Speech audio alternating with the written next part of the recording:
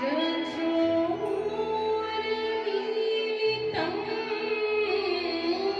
येन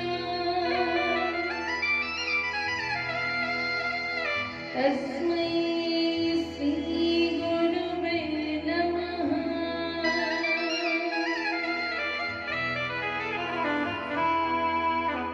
जानकी वल्लभ लाडले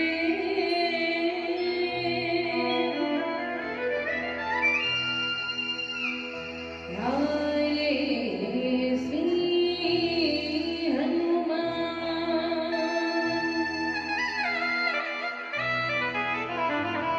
आय के आसन ग्रहण करो। में बार बार प्रणाम।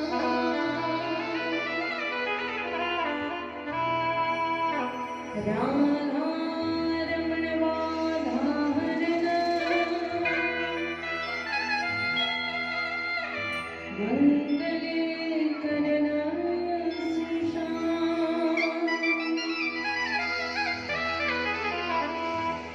आय के वास करो। मेरे नंद किशोर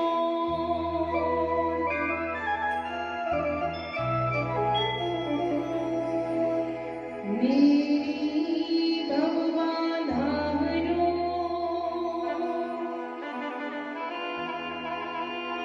नटवर नंद किशोर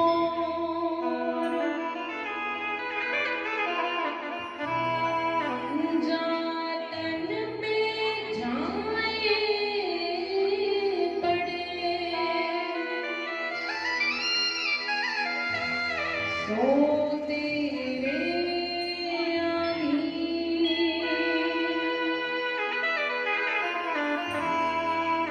श्री कृष्ण चैतन्य प्रभु नित्यानंद।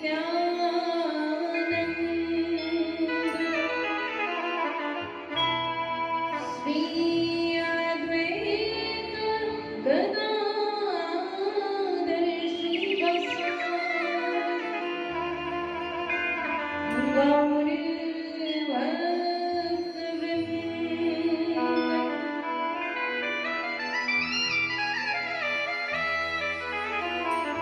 हरे कृष्ण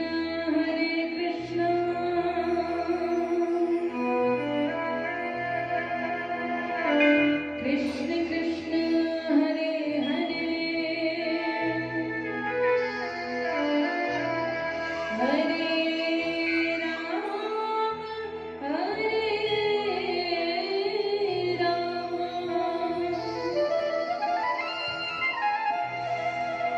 राम राम हरे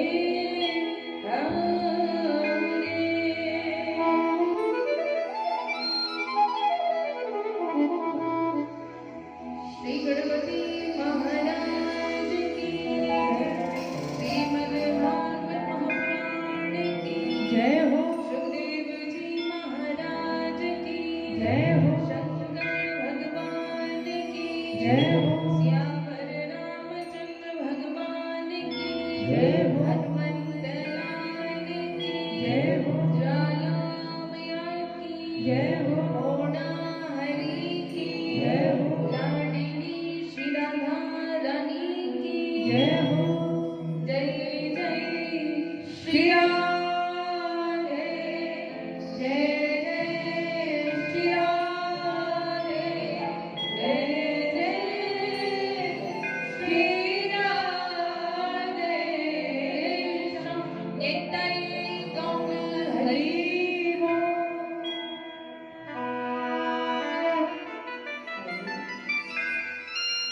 प्रथम दिवस में सभी बंधुओं ने प्रवेश करेंगे। इससे पहले अपनी मन इंद्रिय चतुर्वृत्तियों को श्री ठाकुर जी के चरणारविंद में समाहित करते हुए भाव से ताली बजाते हुए श्री गुरु चरणों का आश्रय लेंगे और भाव से ताली बजाते कहेंगे। आइए मिलकर गाते हैं। ओ असगुरा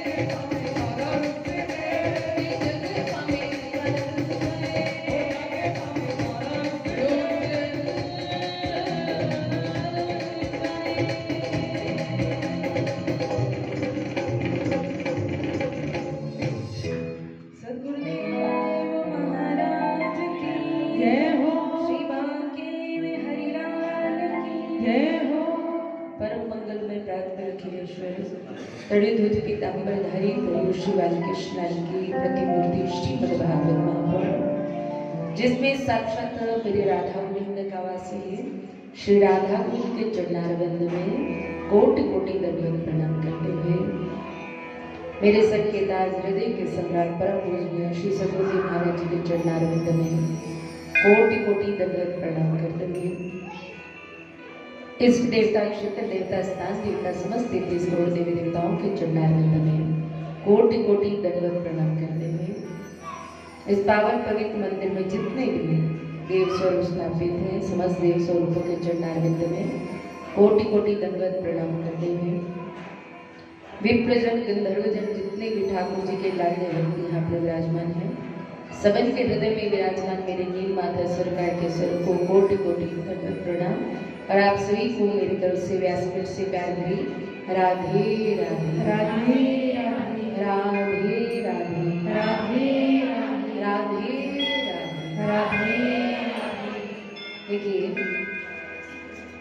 हम सब का परम सौभाग्य है कि ठाकुर जी की अमृतु की कृपा से हर साल की तरह आप सब ग्रामवासी मिलकर श्री ठाकुर जी की पावन बावनवीं प्रतिमूर्ति श्रीमद्भागवत महापुराण की कथा का जो है हर साल की तरह इस वर्ष भी आयोजन कर रहे हैं।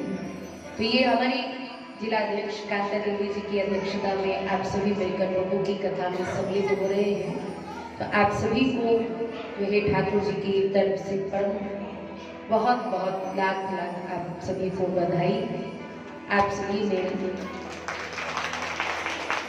देखिए, ठाकुर जी की जो मंगल कथा होती है ना, उसमें केवल भाग्यशाली ही सम्मिलित हो सकता है। माध्यम ठाकुर जी केवल एक को बनाते और एक बाकियों को अपने साथ, जैसे कड़ी से कड़ी जुड़ती है ना, वैसे कड़ी जुड़ जाती है। मैं कहूँ, आपके मन में भाव है, आपके मन में प्रेम है, इसलिए ठाकुर जी हर साल आपके ऊपर ऐसे ही कृपा कर रहे हैं और आशा है आगे भी ऐसे ही आप सभी के ऊपर कृपा होती रहेगी। क्योंकि मेरे ठाकुर जी कोई पदार्थों के भूखे नहीं है, कोई वस्त्रों के भूखे नहीं है, कोई भोग के भूखे नहीं है, वो केवल भक्त के भाव के भूखे हैं। तो आपके मन में भाव है तो मेरे ठाकुर जी हर साल खुद ब खुद चलकर आपके इस गांव में आ जाते कृपा करने के लिए। बोलो श्रीमद्भागवत महापुराण की जय हो। और मैं कहूँ कि ठाकुर की कृपा से पहले आप सभी के ऊपर आपके गुरुदेव की भी बड़ी कृपा है, बहुत ज्यादा कृपा है। कहते ना, जिसके ऊपर होती है गुरु की कृपा, या के ऊपर मेरे ठाकुर तो खुद ब खुद कृपा कर देते हैं, खुद ब खुद कृपा बरसा देते हैं। तो आप ही के यहाँ समीप में परम पूज्यपाद श्री सुग्रीवानंद जी महाराज जी का आश्रम है। तो कई लोग महाराज जी से भी जुड़े हुए हैं और कई लोग जो पूज्यपाद राष्ट्रीय संत बाबा बाल जी महाराज जी से भी जुड़े हुए हैं। तो मैं कहूँ कि हमारा ये क्षेत्र इसलिए बचा हुआ है क्योंकि यहाँ पर संत विराजमान है, उनकी कृपा आपके साथ में, तभी हम लोग बचे हुए हैं। नहीं तो आप सुनो कि आसपास के क्षेत्रों में कितना कितना अधर्म हो रहा है, कितना पाप हो रहा है। आप इसलिए बचे हैं क्योंकि आपके ऊपर आपके गुरुदेव की कृपा है। तो मैं कहूँगी कि आपके ऊपर ऐसे ही आपके गुरु की कृपा बनी रहे, ऐसे ही ठाकुर आपके ऊपर कृपा बनाते रहे। क्योंकि स्वयं ठाकुर जी कह रहे हैं, भक्त हमारे पग धरे वहाँ धरूं मैं हाथ, सदा संग लागत फिरूं और कबहू न छोड़ूं हाथ। तो वो कहते, जहाँ हमारे भक्त अपने पाँवों को धरते हैं वहीं पर मैं अपने हाथों को धरता हूँ, और जहाँ जहाँ मेरे भक्त जाते हैं उनके पाछे पाछे मैं हमेशा रहता हूँ, उनके हाथ को कभी छोड़ता नहीं हूँ। आप ये मत समझना कि आप यहाँ पर खुद आए हो। यहाँ तो मेरे बिहारी जी आपकी बाह को पकड़कर यहाँ लेकर आए गौरी शंकर जी के मंदिर में, इसलिए आप यहाँ बैठे हो। अन्यत्र यहाँ तो मसाल कोई छोटा मोटा गांव नहीं है। अभी तो हम आपकी परिक्रमा लगा के आए, अगर पूरी लगाते तो मुझे लगता है कि रात तक आते हैं हम लोग वापिस। कितने घर है यहाँ पर, लेकिन आप ही लोग क्यों आए, विचार किया कभी? बोलो भाव से हरे कृष्णा हरे राम हरे राम। अच्छा, विचार किया कभी आपने कि हम ही लोग क्यों आए, इतने सारे लोग रहते वो क्यों नहीं आए? क्योंकि उनके ऊपर अभी तक ठाकुर जी की कृपा नहीं हुई है।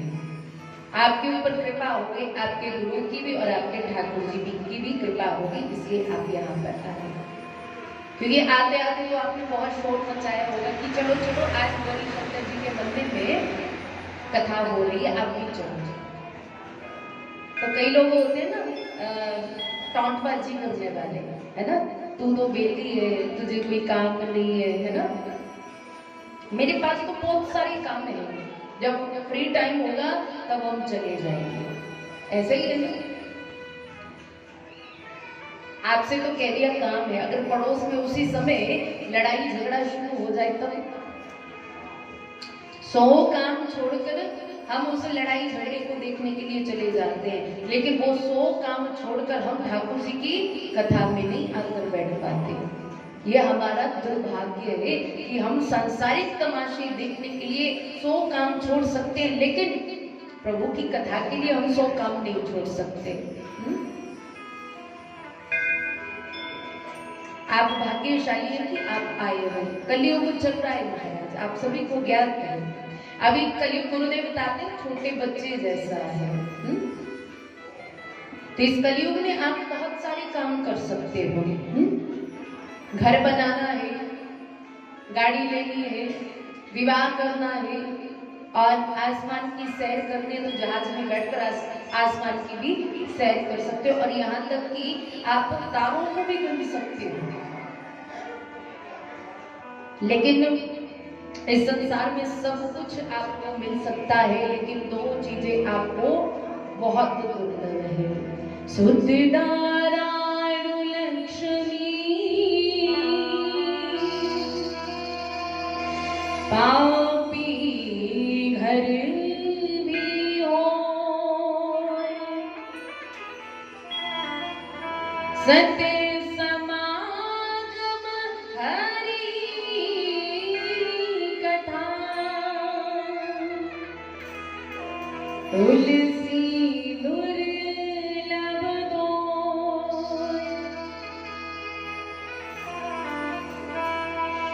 शुद्ध कहते हैं पुत्र को, दारा कहते हैं पत्नी को, लक्ष्मी कहते हैं धन को। ये सब कुछ मिल जाएगा, लेकिन 2 चीजें बड़ी दुर्लभ है। पहली है संतों का संग और दूसरा सत्संग।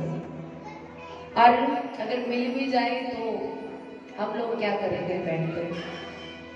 आप सुबह को हरे कृष्णा हरे कृष्णा, या तो हम इधर उधर देखते रहेंगे और या फिर बातचीत करना शुरू कर देंगे। इन चीजों का मिलना तो बहुत ज्यादा दुर्लभ है, और मिल जाए तो फिर हमें करना क्या है? बोलो ना, क्या करना है?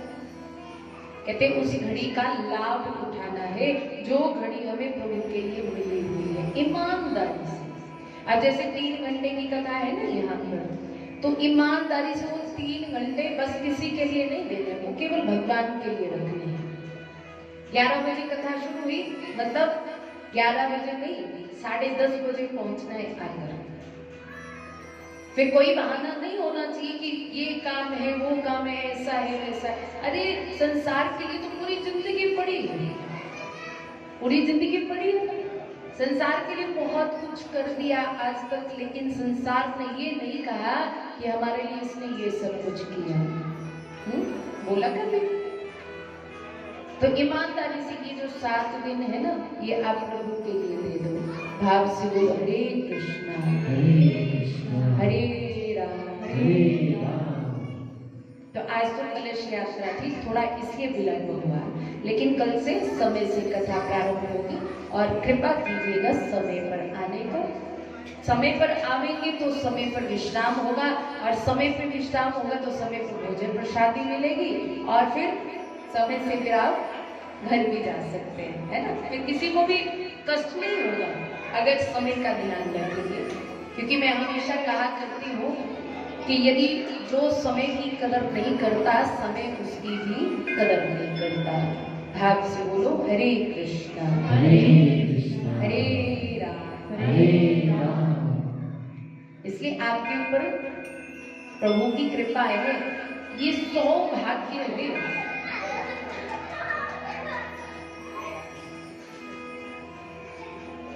दो शब्दों से मिलकर बनता है ये सौभाग्य। सौ प्लस भाग्य, मतलब जो हमारे सोए हुए भाग्य को जगाते हैं। ये कोई एक जन्म का भाग्य उदय नहीं हुआ है, पता नहीं अनेकों जन्मों के पुण्य कर्म जब एकत्रित होते हैं तब जाकर एक सौभाग्य का उदय होता है। और ये सौभाग्य जागृत होता है गुरु की कृपा से। घूम फिर के बाद कहाँ आ गए? गुरु जी के ऊपर आ गए। हाँ, क्योंकि मैंने प्रारंभ में ही कह दिया, जिसके ऊपर होती है गुरु की कृपा, ठाकुर को कृपा उनके ऊपर कर ही देते हैं। क्योंकि एक मेरा दुनिया में खे,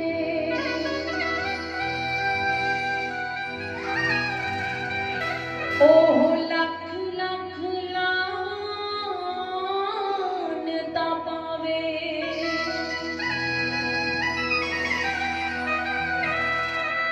लाख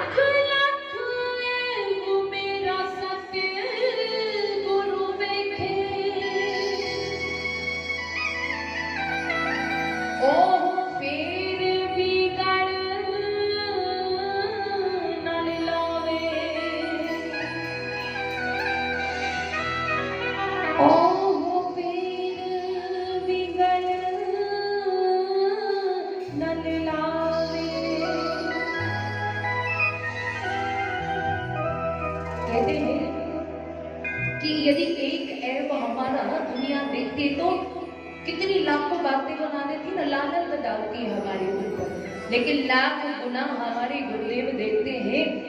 और उनको देखते हुए भी हमारे गुरुदेव क्या करते हैं कि अपनी शरण में आए हुए दास को अपने गले से लगा लेते हैं। कहते क्यों ना शुक्र मनाऊं, क्योंकि मैंने ऐसा गुरुवर पाया है। ये तो मेरा कोई पुण्य कर्म होगा जो ऐसे गुरुदेव हम सबको मिले हुए हैं, जिन्होंने हमारे इस मन को प्रभु के चरणों में लगाया है। कहते सच्चा गुरु तो हमेशा वही होता है जो केवल और केवल भगवान से जोड़े, भगवान का नाम जपवाए। कहते वो गुरु नहीं होता जो अपना ही गुणगान करता है, वो गुरु नहीं होता। भाग से बोलो हरे कृष्णा हरे राम। तो ऐसी गुरु की कृपा को लेकर आप सभी जो है यहाँ पर बड़े भाग से विराजमान है। तो भागवत जी में भाग्य के विषय में भी बड़ा सुंदर लिखा हुआ है। भाग्यो दीन बहु जन्मों समर्जिते सत्संगम चलभते पुरुषो यदा अज्ञान हेतु कृतवो मदंध कारणनाश वेदाहीन तो जयते विवेक।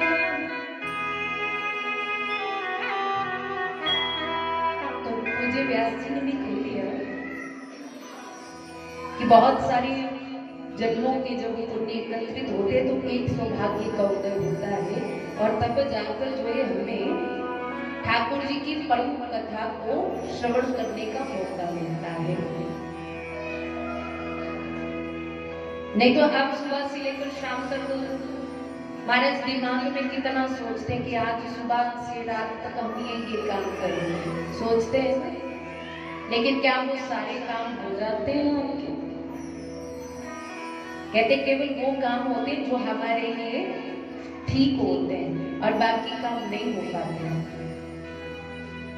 होता वही है जो मंजूरे खुदा होता है, जिसमें मेरे ठाकुर जी की कृपा होती है, केवल वही कार्य होते हैं। और सबसे बड़ी बात हमारे गुरुदेव बताते हैं कि जब भी कथा में आकर बैठो ना, तो केवल प्रभु के प्रति प्रेम, स्नेह, निष्ठा, प्रीति को लेकर बैठो। मनोरंजन की दृष्टि से कभी भी कथा में आकर मत बैठो, क्योंकि यदि हम मनोरंजन की दृष्टि से आकर बैठते हैं तो हम पाप के भागी बन जाते हैं। महाराज ठाकुर जी की कथा में ऐसे भाव से आकर बैठो कि मन में ऐसा भाव आए कि ठाकुर जी बस ये मेरा मन आपसे ही जुड़ा रहे, संसार इस मन से निकल जाए, उसके स्थान पर आप मेरे हृदय में लाडली राधा रानी के संग में विराजमान हो जाएंगे। ये दुनिया के प्रति जो हमने प्रेम बनाकर रखा है वो प्रेम टूट जाए, केवल और केवल अगर प्रेम हो तो केवल आपसे ये भाव लेकर बैठो। ये जो भागवत जी है महाराज, ये कोई साधारण ग्रंथ नहीं है, हिंदू सभ्यता का सर्वोत्तम ग्रंथ माना गया है। इसमें 18,000 श्लोक है, 335 अध्याय है और 12 स्कंद है। बोलो भाव से हरे कृष्णा हरे राम। तो आज हम भागवत जी के महात्मा की कथा को श्रवण करेंगे। भागवत महात्मा में हम आज श्रवण करेंगे कि हमें कथा में कैसे बैठना है, कथा को कैसे सुनना है और किन नियमों का पालन हमें कथा में बैठकर करना है। तो कहते हैं जीवन में 3 बातें बड़ी समझने की हैं। बड़ा सुंदर एक भक्त अपने गुरु के चरणों में गया, क्योंकि उसने तो सुन रखा था संत हमेशा एक ही बात कहते हैं कि राम राम बोलो, राधे राधे बोलो, हरे कृष्ण बोलो। तो उनके मन में आया कि आज जाकर मैं पूछूं तो सही, जिस राम का नाम लेने के लिए हमें कहते वो राम कैसा है, वो कृष्ण कैसा है, वो क्या काम करता है, क्या खाता है, क्या पीता है और कहाँ पर विराजमान रहता है।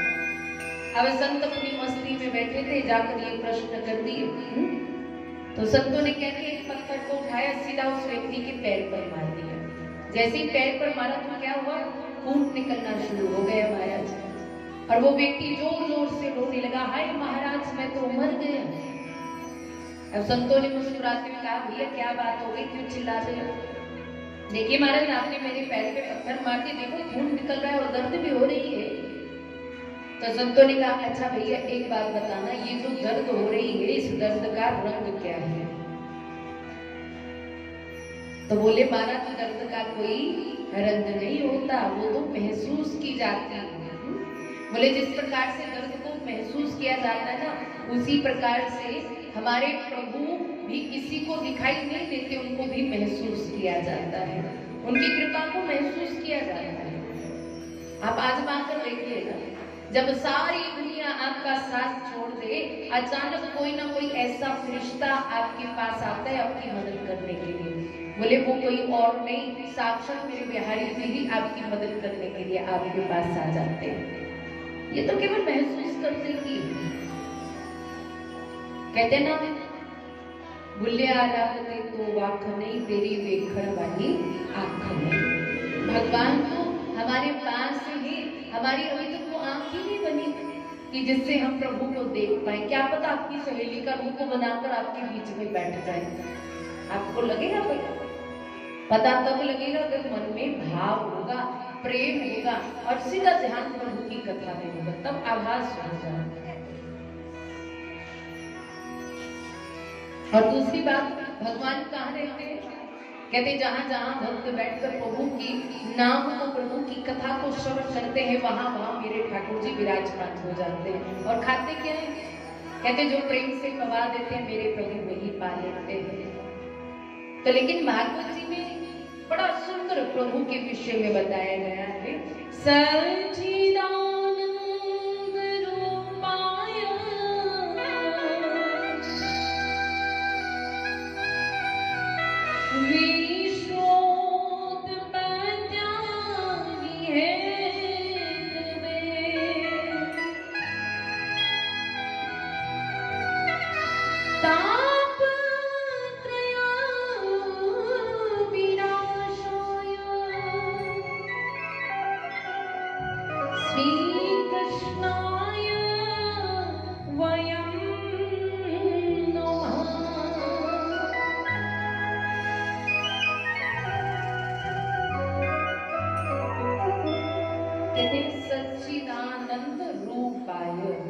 का रूप कैसा है? सच्चिदानंद। अच्छा, ये सच्चिदानंद है क्या? सत्य, चित्त और आनंद से मिलकर बना है सच्चिदानंद। तो एक एक करके इसका समझते हैं। सत्य किसको कहते हैं? सत्य कहते हैं ना, सच को आंच के। आप जितना मर्जी सच को छुपाने का प्रयास करो, लेकिन सच को हम कभी भी छुपा नहीं सकते। एक ना एक दिन सत्य तो सामने आता ही है ना। जैसे गुरु ग्रंथ साहिब जी में आप सभी ने श्रवण किया होगा, लिखा है आज सच जुगाद सच है भी सच और नानक होसी भी सच। जो सृष्टि बनने से भी पहले सत्य है, सृष्टि बन गई तब भी सत्य है, जब सृष्टि का विनाश हो जाता है तब भी वो सत्य स्वरूप बना रहता है। ऐसे सत्य स्वरूप जो है हमारे नारायण है। चित्त कहते दूसरा स्वरूप बताया, चित्त। चित्त मैंने प्रकाश। अब मान लीजिए यहाँ आपको रात में हम बोले भागवत जी पढ़नी है, आपको चारों तरफ अंधेरा है, तो भागवत जी को कैसे पढ़ोगे? बोलो ना। फिर आप बोलोगे यहाँ पे बिजली की व्यवस्था, हम बल्ब जलाएं तो इसके प्रकाश से हम भागवत जी को पढ़ लेंगे। तो प्रकाश कहाँ से मिला? बल्ब से। और इस समय यदि हम आपको भागवत पढ़ने के लिए बोलेंगे तो इस समय प्रकाश कहाँ से मिल रहा है? बोलो ना। सूर्य भगवान से। तो कहते हैं कि हमारे नारायण तो स्वयं प्रकाश स्वरूप है, हमको किसी के प्रकाश की जरूरत नहीं पड़ती, बल्कि वो अपने प्रकाश से सूर्य, चंद्रमा, ग्रह, नक्षत्र, तारों को प्रकाशित करता है। ऐसे प्रकाश का स्वरूप जो है हमारे नारायण है। और तीसरा स्वरूप बताया है आनंद। आनंद किसको कहते हैं? बोलो ना, किसको बोलते हैं आनंद? सबकी अपनी अपनी मन की परिभाषा होती है। हाँ, हर किसी को अलग अलग चीजों से आनंद मिलता है। अब कुछ लोगों को पकोड़े खाने से आनंद मिला है ना, मिला। कईयों को वहां कोल्ड ड्रिंक पीने से आनंद मिला था, इतनी धूप पड़ रही थी, ठंड पड़ गई कोल्ड ड्रिंक पीने से। हाँ, कईयों ने फिर आगे चलकर चाय पी, तो उनके मन में आया कि चाय पी के आनंद आ गया। और कईयों को पंखे के नीचे बैठकर आनंद आता है। देखो, अलग अलग चीजों से सबको आनंद आता है ना। अच्छा, फिर चाय का उदाहरण ले लेते हैं। एक बार पी आनंद आया, 2 बार पी तब भी आनंद आया, 10-15 बार पी तो आनंद आया, और 15 से 20 बार अगर चाय पी ली तो क्या वो चाय आनंद देगी? आ गया, क्या होगा उससे? महाराज बाद में वही दुख देने वाली बन जाएगी। हम संसारिक चीजों में आनंद ढूंढते हैं ना, वो आनंद तो मिल जाते हैं लेकिन केवल थोड़ी देर के लिए। वही आनंद बाद में दुख देने वाला बन जाता है। अगर सच्चा आनंद प्राप्त करना है तो वो बाहर नहीं है, वो आपके यहाँ भीतर हृदय में विराजमान है, केवल उसको बाहर निकालने की आवश्यकता है। वो कैसे निकलेगा? मन का मंथन करना पड़ेगा। जैसे आप दूध को मटकी में डालकर दही लगा देते हैं ना, ढक लपेट कर रखते हो, जब सुबह उठकर देखते हैं तो क्या होता है? दूध बचता है क्या? क्या बन जाता है? दही बन जाता है। फिर आप क्या करते हो? उसमें मथानी डालकर मथना शुरू कर देते हो, और जितनी थोड़ी देर मथने के पश्चात महाराज क्या परिणाम निकलता है? उसमें से क्या निकलता है? माखन निकलना शुरू हो जाता है। कभी विचार किया आपने, जब हमने गौ माता का दूध निकाला था तो क्या उसपे माखन दिखाई दिया था? नहीं दिया था। माखन इसलिए दिखाई दिया क्यों? इतनी सारी क्रियाएं की, उसको गर्म किया, मटकी में डाला, फिर दही लगाई, फिर ढक लपेट कर रखा, फिर उसको मंथन किया मखानी के साथ, तब जाकर माखन बाहर निकला। तो हमें भी अपने मन का मंथन करना पड़ेगा। अब ये मत कर लेना कि बिजली वाली मखानी लेकर यहाँ डाल दो अपने हृदय में और हृदय के चिथड़े निकल जाए। आनंद तो दूर की बात रहेगी, हमारा राम राम सत्य हो जाएगा। बोले वो बिजली वाली मथानी नहीं लेनी है। मथानी कौन सी लेनी है? बोले नाम की मथानी, प्रभु की कथा की मथानी लेनी है। अब आप कथा में बैठे फ्री माइंड है, बिल्कुल कोई टेंशन नहीं है दिमाग में। कानों से कथा सुन रहे हो, आंखों से प्रभु को देख रहे हो, और हाथों में फ्री है ना। मैं हमेशा आपको कहती हूँ कि जब भी कथा में आओ, खाली हाथ मत आओ, अपनी झोली माला साथ में लेकर आओ। ये भी सुन लो क्यों कहती हूँ। अगर घर पे करोगे एक माला तो एक माला का फल मिलेगा, और यहाँ आकर 10 माला करोगे तो जितने लोग, अगर 100 लोग बैठे हैं ना जी, तो 100 मालाओं का फल मिलेगा। तो आज तो चलो माफ किया, पहला दिन था, लेकिन कल से सब अपनी अपनी झोली माला लेकर आएंगे, साथ में माला जप करते रहेंगे और कानों से प्रभु की कथा, आंखों से प्रभु के दर्शन करते रहेंगे। ये आपके लिए फायदा है। आप से बोलो हरे कृष्ण हरे कृष्ण, थोड़ा धीरे धीरे बोलो हरे कृष्ण हरे राम हरे राम। जितना जोर से बोलोगे खाए हुए पकौड़े पच जाएंगे, फिर उसके पश्चात भोजन प्रसादी भी तो है ना, वो भी तो पाएंगे ना। अगर पकौड़े ही नहीं बचेंगे तो फिर भोजन नहीं कर पाओगे। हमने इतना भोजन बनवाया है, वो व्यर्थ चला जाएगा। इसलिए जोर से बोला करो, बोलो हरे कृष्ण हरे राम हरे राम। तो आनंद तब मिलेगा अगर भगवान के नाम रूपी मथानी का उपयोग करोगे, मन का मंथन करोगे। जैसे जैसे नाम जपते जाओगे, धीरे धीरे आपके मन का मंथन होता जाएगा, और एक दिन आएगा कि आपको आनंद आना शुरू हो जाएगा। महाराज आज से बोलो हरे कृष्ण हरे राम हरे राम।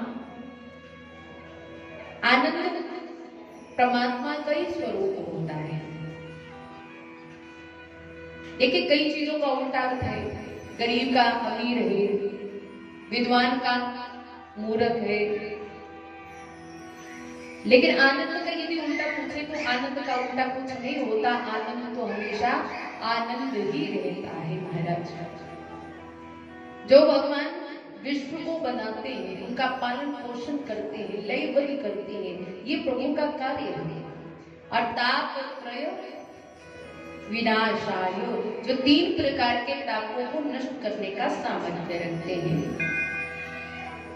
देखिए संसार में जितने भी प्राणी हैं, अगर हम उनसे पूछे कि महाराज ईमानदारी से बताना कि आप सुखी हो। अच्छा आपसे पूछूं मैं, आप सुखी हो? दुख तो नहीं है कोई आपको? कोई एक आध हाथ खड़ा करके बता दे महाराज मैं सुखी हूँ, कोई दुख कष्ट नहीं है मेरे जीवन में, है कोई ऐसा? क्योंकि हर कोई अपनी व्यथा को सुनाना शुरू कर देते। कहते हंसते हुए चेहरे तो सबको अच्छे लगते हैं, लेकिन क्या पता उस हंसते हुए चेहरे के पीछे उसके हृदय में कौन सा दुख, कौन सा कष्ट छुपा हुआ है। सही बात है कि गलत है? क्योंकि संसार में कोई तन से दुखी है, अगर तन सुखी है तो मन से दुखी है, मन ठीक है तो धन के बिना उदास हुआ घूमता रहता है। तो कहते हैं कि यदि संसार में रहकर भी परम आनंद सुख को प्राप्त करना है, उसका एकमात्र उपाय है भगवान का नाम। हरिर नाम केवलम कलौ नास्तिव नास्तिव गतिर अन्यथा। इस कलयुग में केवल एक प्रभु का नाम ही भवसागर पार करने वाला है। महाराज वही आनंद को, वही सुख को प्रदान करने वाला है। आप जितने मर्जी जब तक अनुष्ठान करो, लेकिन जब तक भाव से, प्रेम से प्रभु की कथा को, प्रभु के नाम को नहीं गाएंगे, तब तक तो कल्याण होने वाला नहीं है। जिनके पास अधिदैविक, आध्यात्मिक, अधिभौतिक तीनों तत्वों को नष्ट करने का सामर्थ्य है, ऐसे भगवान श्री कृष्ण को दोनों हाथ जोड़कर हम प्रणाम करते हैं। श्री कृष्णाय वयं नमः।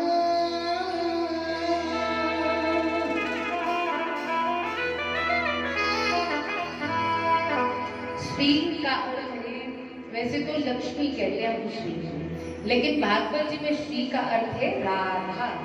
कृष्णाय मैंने कृष्ण, वयम मैंने दोनों, नुम मैंने प्रणाम। अच्छा हम लोग प्रणाम कैसे करते हैं? बड़े अटपटी सी सी बात है ना कि प्रणाम कैसे करते हैं। कैसे करते हो आप प्रणाम, बताओ जरा। जैसे आप मंदिर के भीतर आए तो प्रणाम कैसे किया आपने, बोलो ना, कैसे किया? हाथ जोड़े, फिर मुझे लगता है ये 2-3 माताओं ने किया प्रणाम, बाकियों ने नहीं किया। हाँ, कैसे करते हो सच्ची सच्ची बताना प्रणाम।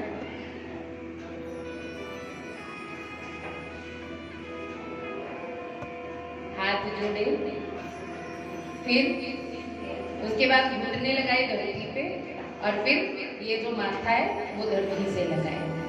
ठीक, ऐसे ही किया ना प्रणाम। अच्छा, ऐसे प्रणाम करने से कुछ फायदा होता है? बोलते जाओ जल्दी जल्दी, जितना लेट बोलोगे उतना लेट हो जाओगे कथा से। बोलो, कुछ फायदा होता है? आप लोग बोलोगे हमारे माता जी, हमारी दादी, बाबा, नाना, नानी ऐसे ही प्रणाम करते थे, उनको देख देख कर हमने भी वैसा प्रणाम करना शुरू कर दिया। कोई फायदा तो होगा तभी तो वो ऐसा प्रणाम करते थे।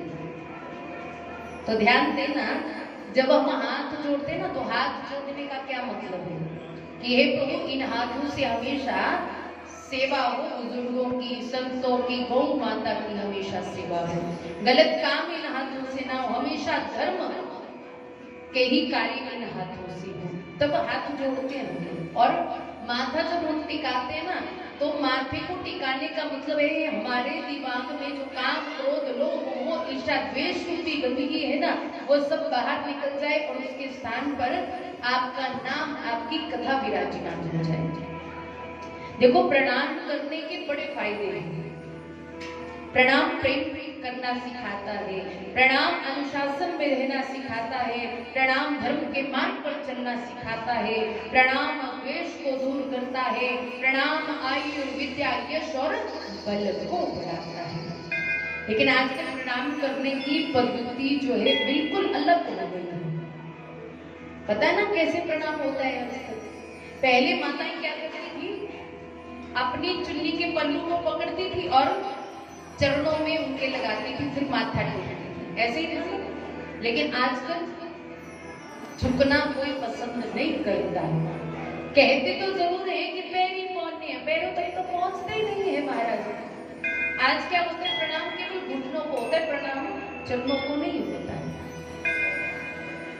पहले चरणों में प्रणाम होता था तो आयु, विद्या, यश और बल बढ़ता था, लेकिन जब से घुटनों को प्रणाम होना शुरू हो गया तो घुटनों का दर्द बढ़ गया महाराज। ये जितनी भी बैठी है ना, आज कुर्सियां नहीं, सब देखी, कुर्सी तो है ही नहीं, कहाँ बैठे, हमारे तो घुटने दर्द करते हैं। ठीक है कि गलत है? ये इस कारण कि हम लोगों का प्रणाम करने का तरीका गलत है महाराज, वो ठीक नहीं है। जब हम बच्चों को बोलते हैं कि अपने बच्चों को सुधारो कि ये प्रणाम गलत तरीके से कर रहे हैं, तो हमें पता क्या बोलते हैं, देवी जी आजकल तो मॉडर्न जमाना है, हाँ, बच्चों को कौन बोल सकता है? आग लगे ऐसे मॉडर्न जमाने को महाराज जो घुटनों का दर्द प्रदान कर दे। इसलिए प्रणाम की पद्धति को सुधारो, प्रणाम चरणों में किया जाता है। आगे बड़ा सुंदर सूत जी महाराज कह रहे हैं,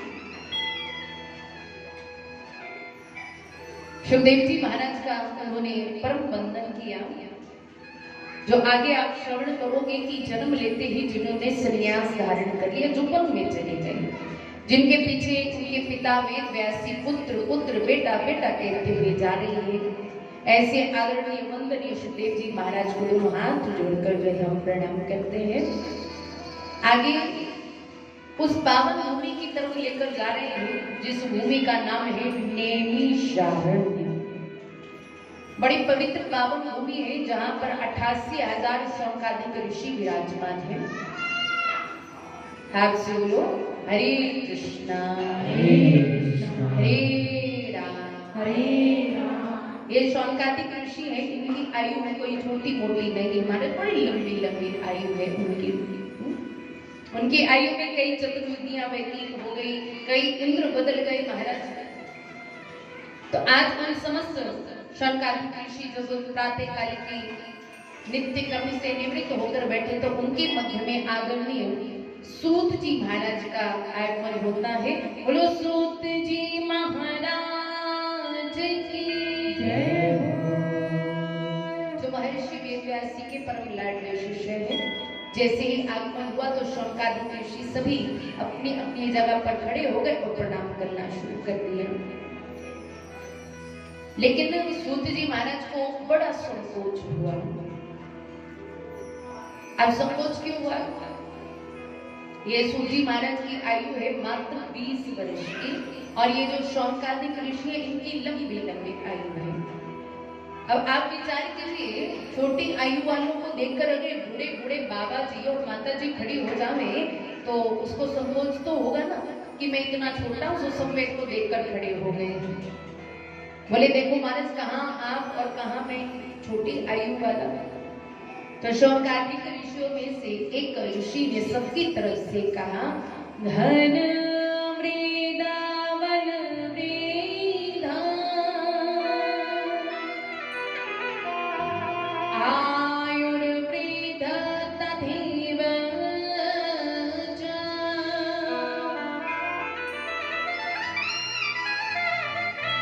ते सर्वे अपि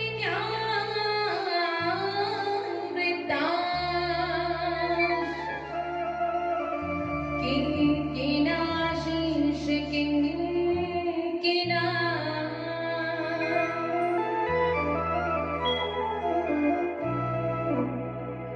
कहते कि कोई धन में बड़ा होता है, कोई बल में बड़ा होता है, कोई आयु में बड़ा होता है। लेकिन आप तो महाराज आयु में बेशक छोटे हैं। अज्ञान ध्वान विध्वंस कोटि सूर्य संप्रभा सूताख्या ही कथा सारम मम कर्ण रसायनम। आप तो अज्ञान रूपी अंधकार को दूर करने वाले, ज्ञान रूपी प्रकाश को भरने वाले करोड़ों सूर्यों के समान है महाराज। आज आपका आगमन हुआ, हमारे किसी भाग्य का उदय हो गया। आप आए हैं तो कृष्ण प्राप्ति परम शाश्वतम साधनम तत्वधुना, भगवान की एक ऐसी कथा को सुनाइए जिसको सुनकर समस्त संसार के लोगों का कल्याण हो जाए। अच्छा, हम संतों के पास क्यों जाते हैं? क्यों जाते हैं? सब जाते हैं। ये बाबा डेरा साथ में ही है, महाराज जी का डेरा जो है। क्यों जाते हो वहां पर?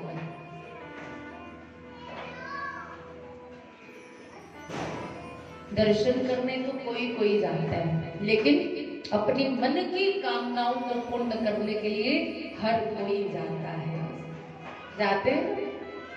महाराज मेरे घर पे बेटा नहीं, कृपा कर दो। दूल्हे के आगे प्रणाम करते हुए महाराज जी से कहते हैं कि बेटा हो जाए आपके साथ। भाई महाराज, मेरे बच्चे का 10वीं का रिजल्ट आने वाला है, फर्स्ट पोजीशन आ गई उसकी। मेरे घर में कला क्लेश रहता है, कृपा करो वो कला क्लेश समाप्त तो हो जाए। ना जाने ऐसी कितनी कामनाएं आप वहां पर रखकर आते हैं। ये बिल्कुल गलत है, ये कामनाएं बिल्कुल लेकर नहीं जानी वहां पर। तो अब आप बोलोगे ये सब बातें नहीं बोलनी, तो फिर क्या क्या बोलना है, क्यों जाना है वहां पर? तो कहते कि केवल एक भाव लेकर जाओ कि प्रभु की भक्ति, प्रभु के प्रति प्रेम, स्नेह, निष्ठा मेरे हृदय में आ जाए। अगर वो आपके हृदय में आ गया ना, तुम्हारा किसी चीज की आपको कमी नहीं होगी, अपने आप सब चीजें मिलना प्रारंभ हो जाएगी। और मांगोगे केवल उतना मिलेगा जितना मांगोगे, नहीं मांगोगे तो वो सब कुछ मिलेगा जिसके बारे में आपने कभी सोचा भी नहीं होगा। बोलो भाव से हरे कृष्ण हरे राम। तो जैसे ही ये पूछा कि संतों के पास हम जाएं, ये फालतू के प्रश्न नहीं करने चाहिए, क्योंकि संतों का एक क्षण और उनका एक कण दोनों मूल्यवान होते हैं। क्या पता जिस समय हम ये फालतू प्रश्न पूछ रहे हो कि उनका मन प्रभु से जुड़ा हो और हमारे कारण उनका मन प्रभु से छूट जाए, ऐसे प्रश्न बिल्कुल ना करें। तो सूत जी महाराज ने शौनकादिक ऋषियों के जब इन प्रश्नों को सुना तो कहने लगे, देखो महाराज, हमारा जन्म होता है थोड़े बड़े होते बालपन आ जाता है, फिर आती है जवानी, फिर बुढ़ापा आ जाता है, कमर 3 जगह से टेढ़ी हो जाती है, दांत टूट जाते हैं, आंखों से कम दिखना शुरू हो जाता है और पैरों से चला नहीं जाता है, फिर हमारी मृत्यु हो जाती है। हमने कभी जीवन के पहलुओं को समझने का प्रयास नहीं किया कि हमें ये जीवन इसलिए मिला है। हमने फालतू कामों में ही जीवन को व्यतीत कर दिया। अगर चौराहे पर हम 4 माताएं इकट्ठी हो जाती है ना, तो क्या करती है हमेशा? आपको पता है कि क्या करती है? सत्संग तो बिल्कुल ना करती होंगी महाराज, वो सब बातें बिल्कुल नहीं करनी। जब भी मिलो प्रभु के नाम की चर्चा करो बस। अब आप कथा सुन के जाओगे ना, तो शाम को जब भी आप मिलोगी ना, तो चर्चा करना कि आज हमने कथा में क्या सुना, उसको जीवन में धारने का प्रयास करना, तब फायदा है।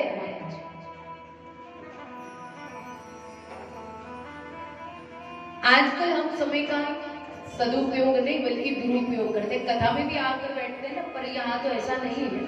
कथा में भी आकर बैठेंगे तो इधर उधर पहले देखना शुरू कर देंगे कि कौन आया है कौन नहीं आया है, पर ऐसा नहीं होना चाहिए। कथा में बैठे मतलब कथा में शरीर से ही नहीं बल्कि मन से भी आकर बैठो, तब फायदा है महाराज। कई लोग तो इसलिए आते हैं कि कांता जी ने निमंत्रण दिया, चलो चल के जाके आते हैं। मैं आपसे एक बात बोलूं, अगर निमंत्रण से आओगे ना, चलो फल तो मिलेगा कथा सुनने का, लेकिन यदि बिना निमंत्रण के भी आकर आप कथा में बैठोगे ना, इतना फल निमंत्रण से आने वालों को नहीं मिलता जितना बिना निमंत्रण से आकर बैठकर कथा सुनने वालों को मिलता है। और जब भी आपको ये नहीं सोचना कि निमंत्रण आए, कोई बोलकर जाए तब हमने कथा में जाना, ऐसा नहीं। जहां भी पता लगे कथा हो रही है, संकीर्तन हो रहा है, महाराज चले जाओ। किसी ने बुलाया है या नहीं बुलाया है, आपको केवल सत्संग से मतलब है ना, आपको तो प्रभु से मतलब है ना, दुनिया से क्या मतलब है? बोलो भाव से। हरे कृष्णा हरे कृष्णा हरे राम हरे राम। हम लोग अजगर रूपी काल के मुख में बैठे हैं। काल व्याल मुख ग्रास,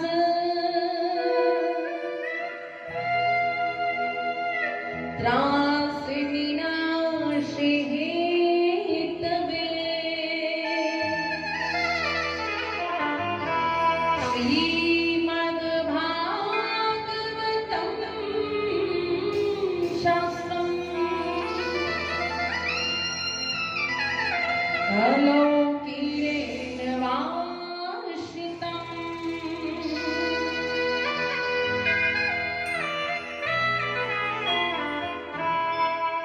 ये आपने व्यासपीठ लगाई है ना, ये समझ लो एक अजगर है जिसके मुख में मैं बैठी हुई हूँ। अब आप बताना कि मैं इस अजगर के मुख में कितनी देर तक जीवित रहूंगी? जितनी देर उसका मुख खुला रहेगा। जैसे वो अजगर अपना मुख बंद करेगा तो क्या होगा? मेरा ये जीवन है समाप्त हो जाएगा, शरीर छूट जाएगा। इस अजगर रूपी काल के मुख में केवल मैं नहीं, ये पूरे संसार के लोग बैठे हुए हैं महाराज। पता है सबको, एक ना एक दिन जाना है, सबको पता है ना, लेकिन फिर अभिमान किस बात का कि ये मेरा ऐसा मेरा, किस बात का अभिमान? जब मृत्यु हो जाती है तो यह क्या घर आपके साथ जाता है, गाड़ी साथ जाती है, ये सगे संबंधी साथ जाते हैं? बोलो ना। कहते कुछ नहीं जाता, सब कुछ यहीं पर रह जाता है, फिर किस चीज का अभिमान? यहाँ तक कि ये शरीर भी हमारा नहीं, ये भी किसी और ने दिया है, उस परमात्मा ने इस शरीर का भी अभिमान नहीं हम लोग कर सकते। दूसरी बात, संत कहते हैं कि हम लोग चिंता बहुत करते हैं। कोई ऐसा है यहाँ पर जिसको चिंता नहीं होगी? हाथ खड़े करना जरा। कोई कह दे जी मुझे कोई चिंता नहीं, मैं तो टेंशन फ्री हूं। महाराज तो की दसी सब कितनी टेंशन है। हाँ ऐसे ही बहुत टेंशन है। घर वाला नहीं बनता साडा, न्याणे तां नहीं कहना मनदे। ए आसी पड़ोसी इन्हां नूं तां जमे ही अग लग गई। 4 पैसे साडे कोल महाराज आ गए, साडा जीना हराम करता ही नहीं। बड़ी टेंशन दिमाग, पूछो ही ना, दिमाग फटने वाला हो जाता। बोलो हरे कृष्ण। सही है कि गलत है? ऐसे पर मैं कहती हूँ चिंता करना बंद करो।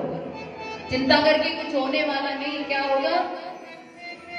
ये अपना शरीर ही खराब होगा, बीमार हो जाओगे, फिर कोई पूछेगा कि तुम बीमार है, दवाई ली कि नहीं ली? कोई पूछता है आपको? मैं आपको एक उपाय बताती हूँ। टेंशन तो चलो हो जाती है, नहीं भी सोचो ना, फिर भी हो जाती है बिना सोचे। तो जब आपको चिंता होना शुरू हो जाए ना, तो एक काम करना है आप। मानोगे तब बताऊं, अन्यत्र मैं ना बताऊंगी। मानोगे ना? कहते जब दिमाग में चिंता हो जाए ना, टेंशन हो जाए, सीधे ना अपने ठाकुर जी के सामने बैठ जाओ जाकर। जो भी दिमाग में टेंशन है ना, जिसने पड़ोसी ने बोला, बच्चे ने बोला, इसने बोला, उसने बोला ना, सब इसको बताना शुरू कर दो। जैसे अपनी टेंशन को, दुख को आप बताते जाओगे ना, तो धीरे धीरे वो आपकी चिंता जो है प्रभु के चिंतन में बदल जाएगी महाराज। थोड़ी देर के बाद फिर आप देखना कि फ्रेश महसूस करोगे।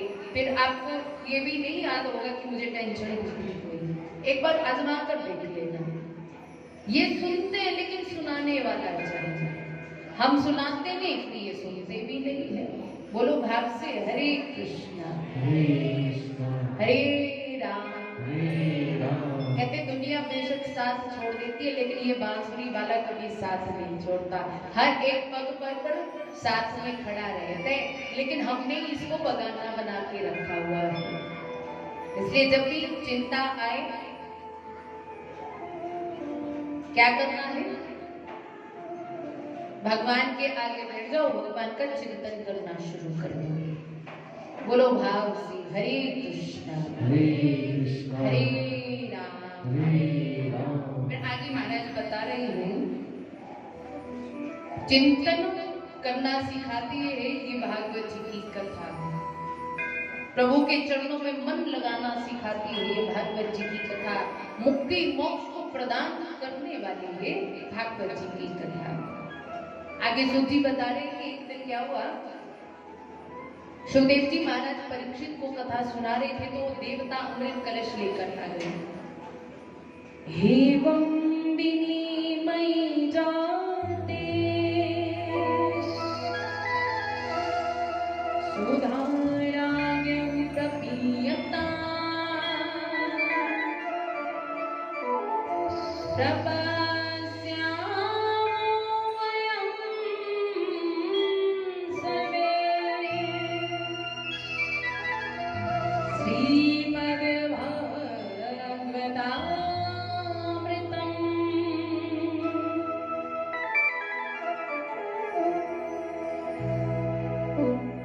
एवं विनिमय जाते। विनिमय होता है अदला बदली करना, कि महाराज आप ये स्वर्ग का अमृत ले लो और भागवत रूपी अमृत आप हमें रहे। लेकिन सुखदेव जी ने देने से मना कर दिया। बोले कहाँ ये स्वर्ग का अमृत और कहाँ ये भागवत जी का अमृत।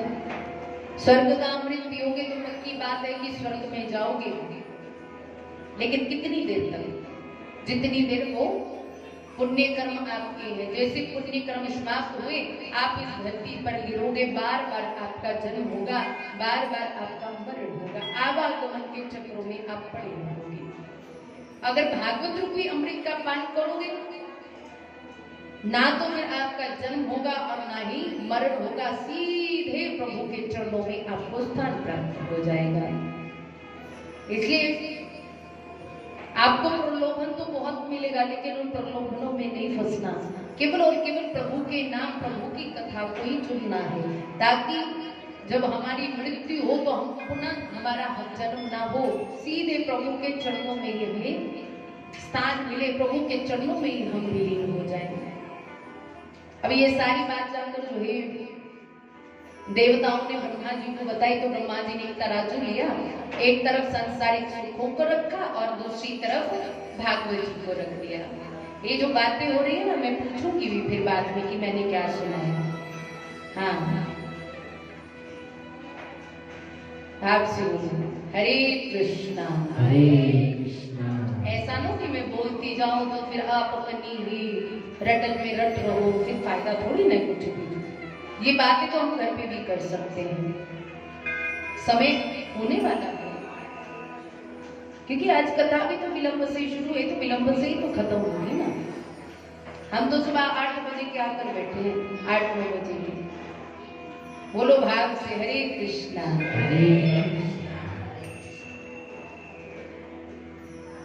कितने बजे तक कर रही हैं आप मुझे बता दो, उसी हिसाब से फिर मैं कर दूंगी, क्योंकि आप लोगों को घर भी जाना होगा ना, अपने काम भी करना है।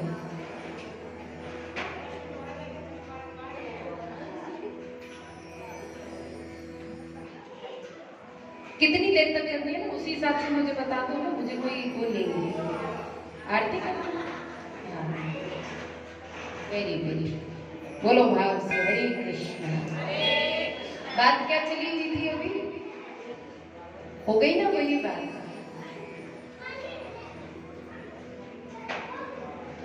चलो कोई बात नहीं, थोड़ी देर रुक जाओ, फिर आरती भी कर देंगे, ठीक है? आपकी भी रख लेते हैं, आप मेरी भी थोड़ी सी रख लो, है ना? बोलो भाव से हरे कृष्णा हरे राम।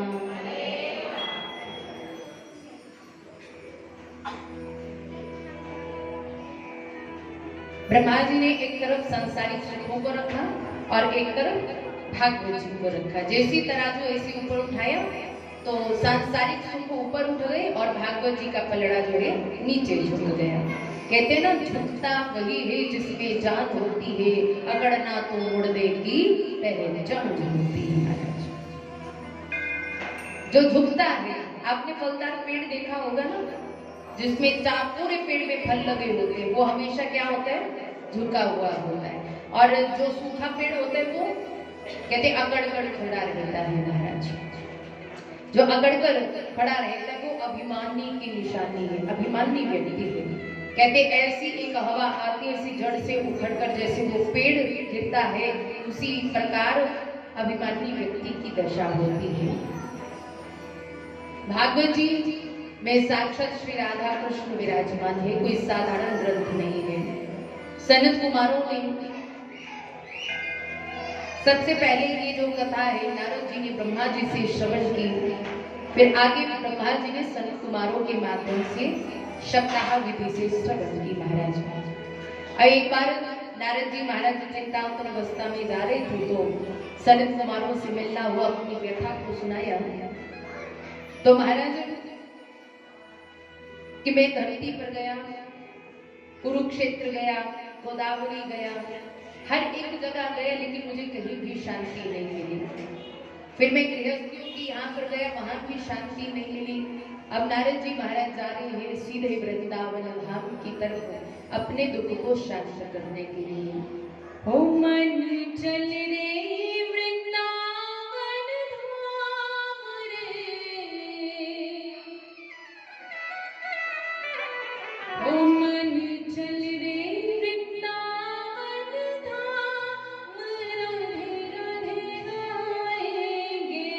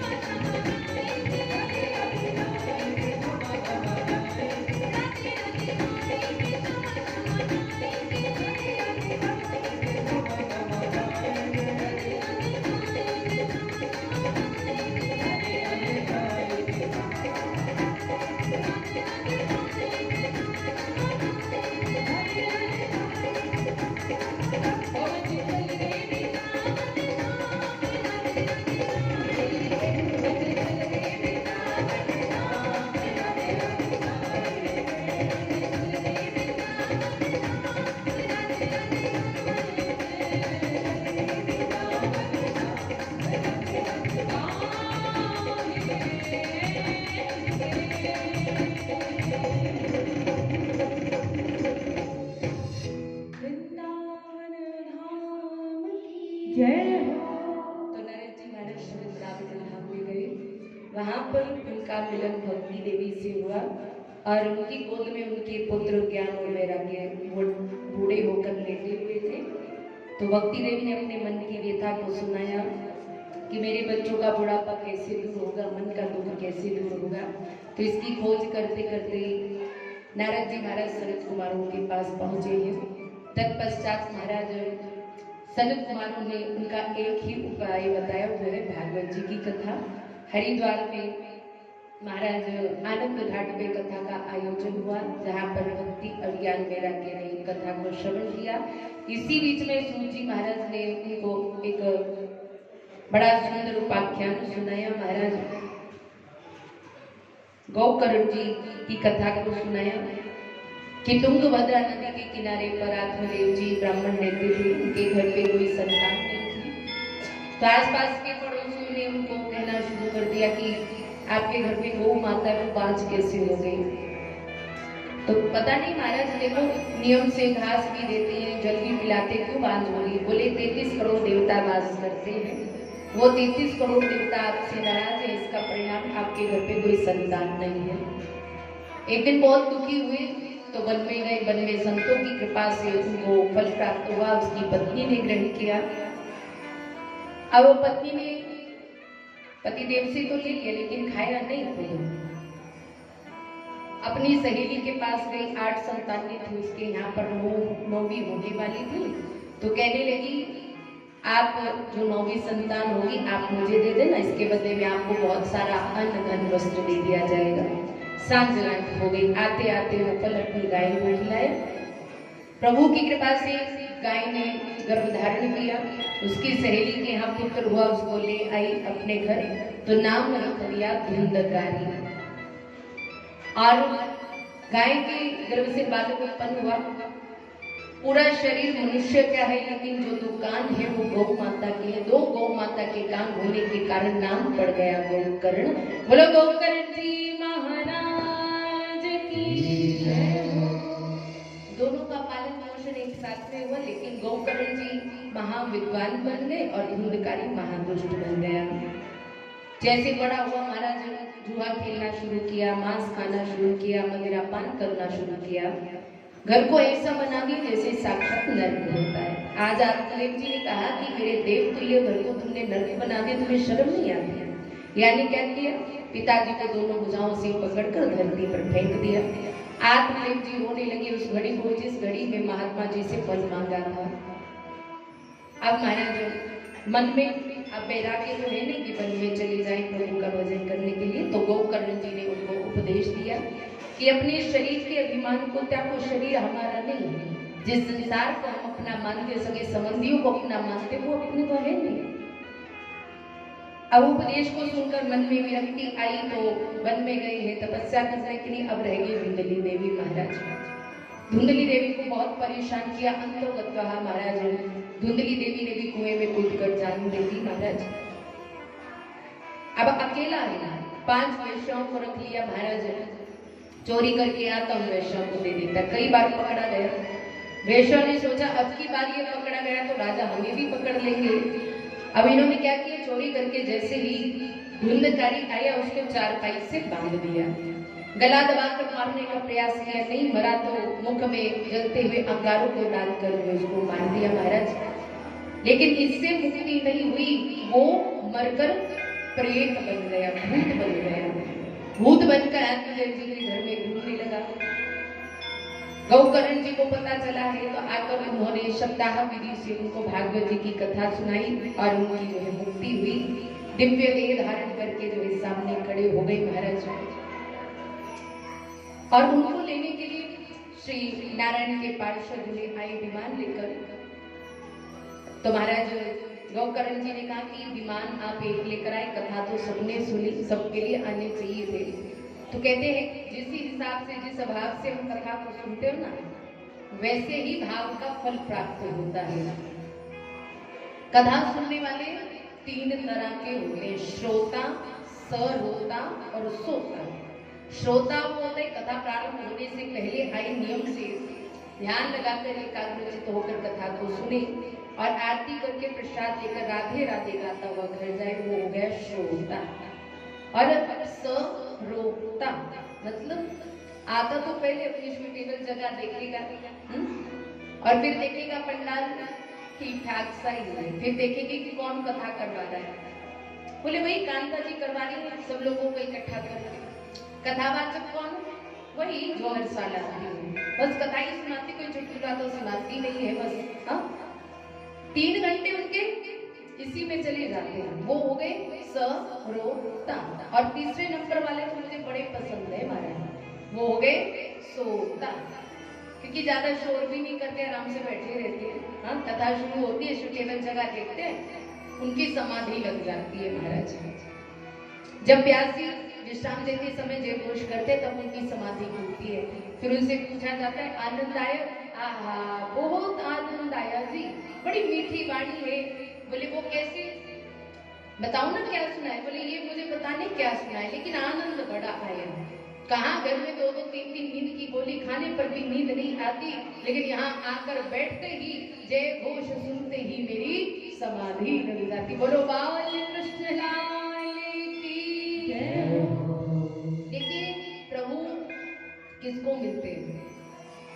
बोले मिलते केवल श्रोता को, सोता सरोता को नहीं मिलते।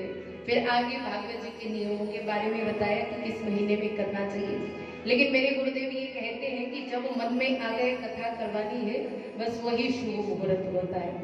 फिर आगे कहा है कि इन 7 दिनों में केवल घी पीकर रहना है। घी पीकर रह सकते हो? बोले महाराज बिना खाए बीपी हाई होता है, जब खा लेंगे तब तो ऊपर ही पहुंच जाएंगे। घी नहीं पी सकते तो एक समय फलाहार करो, वो भी नहीं कर सकते तो कहते भोजन कर लो 5 बार 10 बार 15 बार जितनी मर्जी बार कर लो, लेकिन उतना करो कि आपका ये मन आपके वश में रहे। बोलो भाव से हरे कृष्णा। जैसे पूर्ण कथाओं को नियमों को बताया तो भक्ति देवी प्रकट हो गई, ज्ञान वैराग्य का बुढ़ापा दूर हो गया। भक्ति देवी ने कहा कि वर मांगिए आपको क्या चाहिए, तो कहने लगे भैया आप हमारे हृदय में विराजमान हो जाइए। सबके हृदय में भक्ति मैया विराजमान हो गई। अब महाराज इधर प्रहलाद जी ताली बजाने लगे, उद्धव जी कांसा देवराज इंद्र मृदंग बजाने लगे, सनत कुमार जय जयकार करने लगे, जितने भी थे सब नृत्य कर रहे। पार्वती जी से रहा नहीं गए, वो भी आकर नृत्य करने लगी भोले बाबा के साथ में। आदरणीय व्यास नंदन सुखदेव जी बीच बीच में कथा क्या व्याख्यान कर रहे, सुंदर सलहरी हुई है, कीर्तन हुआ। समस्त के कीर्तन से प्रसन्न होकर सबके मध्य में श्री बांके बिहारी लाल प्रकट हो गए। बोलो बांके बिहारी लाल की जय हो। बिहारी जी के सभी ने दर्शन किए तो प्रभु ने वर मांगने के लिए कहा, तो उन्होंने कहा जब जब आपका नाम जपे तब तब आकर आप हमें दर्शन दे दें। प्रभु ने आशीर्वाद दिया, अंतर ध्यान हुए। आज जो आपने कथा सुनी ये भागवत महात्मा की कथा थी। भागवत अमृत जो पान कर लेता है उसका जीवन धन्य हो जाता है। और ये कथा जो आपने सुनी यही कथा महाराज शौनकादिक ऋषियों ने सूत जी महाराज से श्रवण की, सुखदेव जी ने परीक्षित को श्रवण करवाई, वही कथा आज आप सभी ने श्रवण की है। भाव से बोलो हरि।